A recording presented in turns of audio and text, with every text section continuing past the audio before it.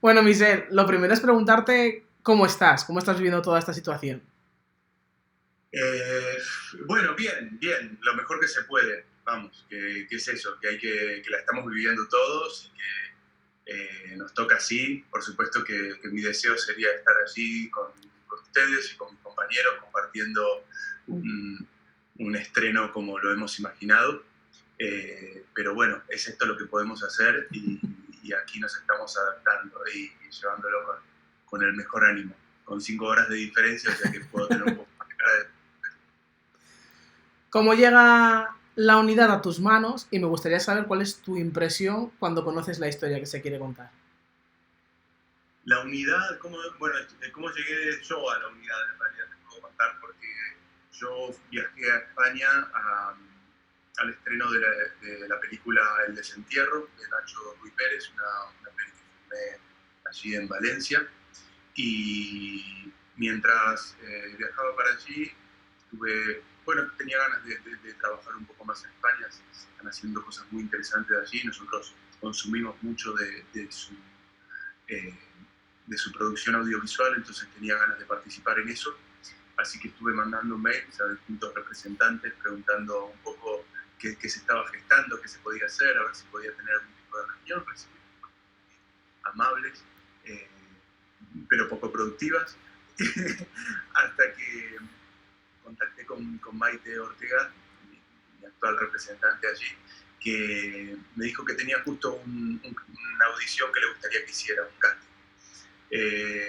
Coordinamos las fechas de manera perfecta, fue al día siguiente del estreno de la película en Madrid, o sea que fui un poco más dormido que de costumbre también, porque salimos a festejar, terminamos en el Tony 2, lugar que yo no conocía, pero espero volver algún día, eh, ya sabiendo de qué se trata, igual, ¿no? Preparado, no teniendo una audición al otro día.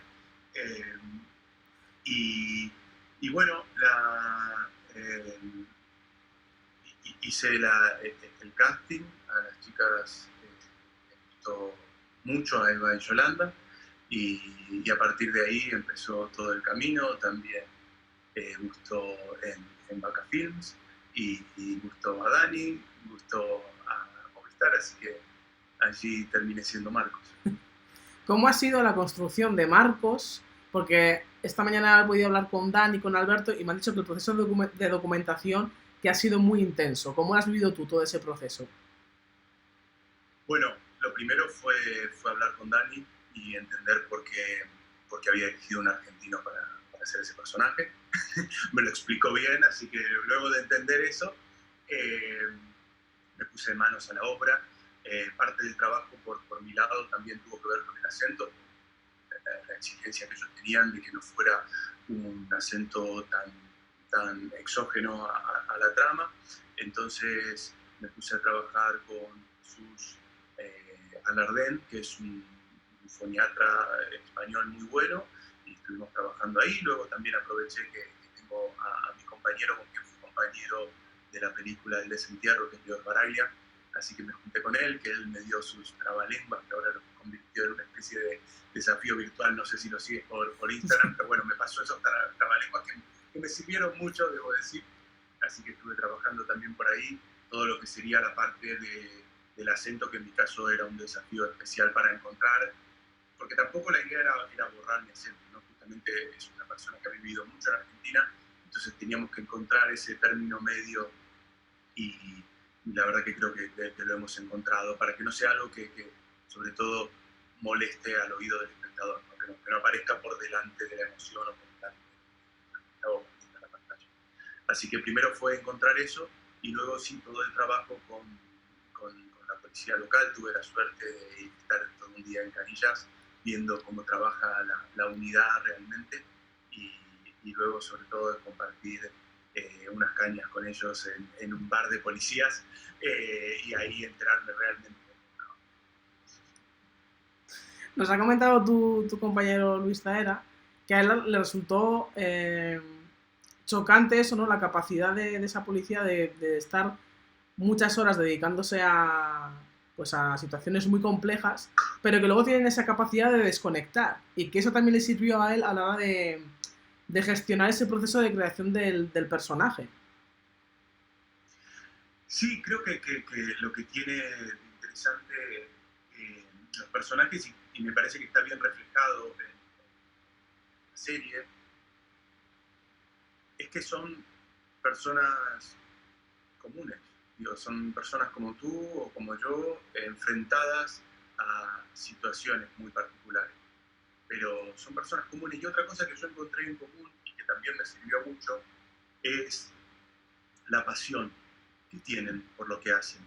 Y que en ese sentido me es muy fácil identificarme por esta misma pasión que yo tengo por mi trabajo, por mi oficio, ¿no? O por mi arte, como uno quiera llamarlo. Pero digo, esta cuestión de querer hacerlo lo mejor posible y que sea muy importante para uno. Claro, en nuestro caso, en general, al menos, no corren riesgo vidas, ¿no? Entonces, eso da una distancia. Sin embargo, corren riesgo muchos egos. Muchas veces los egos creemos que son la vida. Entonces, hay algo de empeño realmente porque las cosas salgan bien. Entonces, en ese sentido también me resultó muy fácil identificar. Y esta cuestión de poner por delante el trabajo a la vida personal, ¿no? Que es algo que le ocurre mucho a nuestro personaje y sobre todo al personaje de Marcos o de Carla, creo que les ocurre mucho. Y en ese sentido yo me sentí totalmente identificado. Fíjate que yo mientras estaba filmando la serie estaba a 10.000 kilómetros de mi hijo. Entonces había algo de eso, de poner por delante esta pasión que tengo de mi propia vida, mi propio afecto. Por suerte tuve la oportunidad de que él me visitase y yo también escaparme a visitarlo en medio de todo el rodaje, pero hubo temporadas que pasé un mes y medio sin verlo y un mes y medio el niño de 2 años y medio que tenía en ese entonces es mucho tiempo. Sí. Una de las partes que más me ha gustado de los 6 capítulos es, y lo he comentado antes también con Dani, es cómo se ha elaborado la parte de presentarnos la faceta profesional de los personajes, pero al mismo tiempo meternos esas pinceladas de su vida personal sin que quede impostado. O sea, es algo que fluye muy bien, que nos ayuda a conocer mucho mejor al personaje y que a lo mejor en otras historias que he podido ver, también a nivel internacional, a veces queda como un tipo pegote, pero en este caso, en la unidad, es algo que fluye muy bien. No sé cómo lo has visto tú. A mí lo que me impresiona de la unidad es que nada sobra. Nada Claro. sobra. La sensación que a mí me da viendo los capítulos es... ¿sabes cuando estás en un edificio muy alto y sales al balcón? Sí, Esa sensación de vértigo. sí, sí. Bueno, capítulo a capítulo es como si uno fuera dando un paso más cerca de la baranda, ¿no? Esa es mi sensación. Hay un vértigo que va creciendo capítulo a capítulo. Cada capítulo se vuelve mejor que el anterior y uno no puede creer porque uno ya estaba, quizás estás en el segundo, el tercer capítulo que llegas a un nivel de tensión que dices, bueno, luego de esto viene ese momento calmo que generar ahí en la serie para que se vuelva a amar y no. El capítulo que viene te genera más tensión y más tensión hasta que acaba. Es impresionante realmente lo que logra Dani, es impresionante. ¿Qué le ocurre a Marcos? ¿Cómo que le ocurre a ¿Qué Marcos? le ocurre a Marcos en la trama?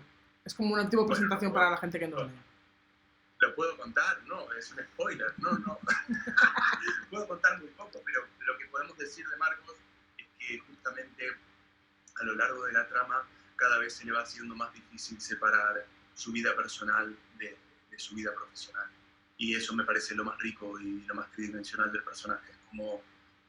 Como al cambiar sus circunstancias en casa, que era su sostén, todo se le va poniendo más difícil y creo que va teniendo mucha confusión con respecto a eso. No deja de ser un gran profesional, se ve todo su esfuerzo por serlo, pero al mismo tiempo quizás está teniendo que poner tanto esfuerzo en ser tan buen profesional que por momentos, como dicen ustedes, se le va la olla. Imagino que de todos los personajes siempre uno se lleva algo, se extrae algo. ¿Qué has aprendido tú de Marcos? Creo que más que aprender es compartir y creo que es compartir esta pasión por lo que hacemos. Realmente me gusta mucho eso de él, me hace quererlo mucho, me hace sentirlo muy cercano. Compartimos la pasión por lo que hacemos, compartimos estas ganas de que las cosas salgan bien, compartimos un poco esa extrema necesidad de control porque las cosas salgan bien, así que tenemos muchas cosas en común. ¿Qué te gustaría eh, que el público, cuando pueda ver los capítulos, cuando pueda ver la historia, aparte de entretenerse, porque al final es lo que sabemos, ¿no? Que al final una serie, una película también tiene esa parte de entretenimiento, pero ¿qué te gustaría que el público sacase en conclusión de esta historia? Bueno, es difícil pensar qué es lo que, quizás es una pregunta más para Dani, ¿no? Que está como del todo y quizás pensando en si hay un mensaje. A mí me cuesta la idea de mensaje, ¿no? Creo que tiene que ver con cuestiones más emocionales que uno le va pasando cuando logra identificarse con los personajes y va viviendo con ellos. Sí me parece que hay algo desde un principio que es como un gran reconocimiento por estos profesionales que están en las sombras y que su trabajo es que no se vea su trabajo y que nosotros estemos bien sin siquiera saber quién nos está cuidando, ¿no? Como una mamá o un papá ocultos que están ahí cuidando, o ángeles de la guarda, no sé, cada uno puede ponerlo como quiera.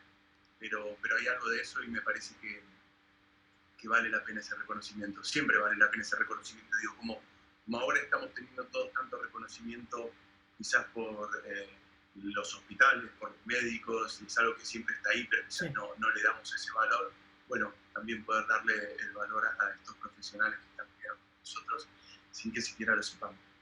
¿Por qué crees que el público va a poder empatizar con Marcos?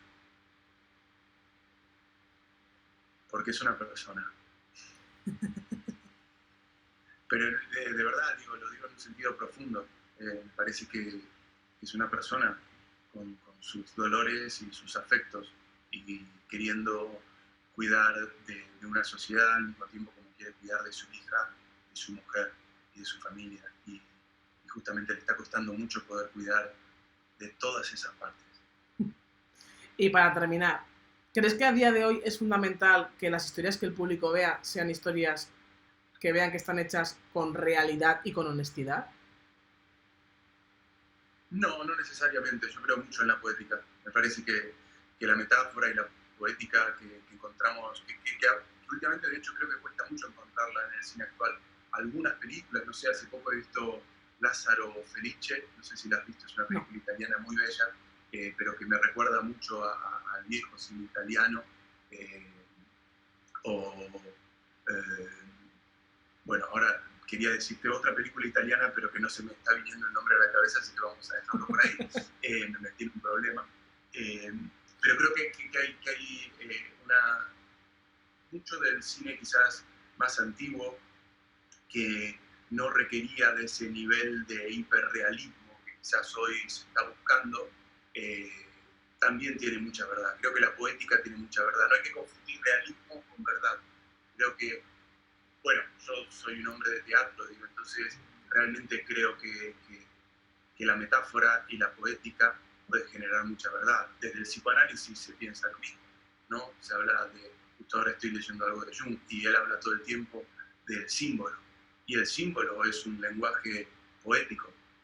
Y ese lenguaje puede dar una verdad quizás más profunda que la pura realidad. O incluso ya en corrientes filosóficas o espirituales, ven la realidad como metáfora. Entonces, no necesariamente creo que tengan que ser realistas para ser verdaderas. Pues Michel, te deseo muchísima suerte con este próximo estreno. Y muchísimas gracias por estos minutos. Bueno, gracias a ti. Un abrazo enorme. Salud. Chao. Hasta luego.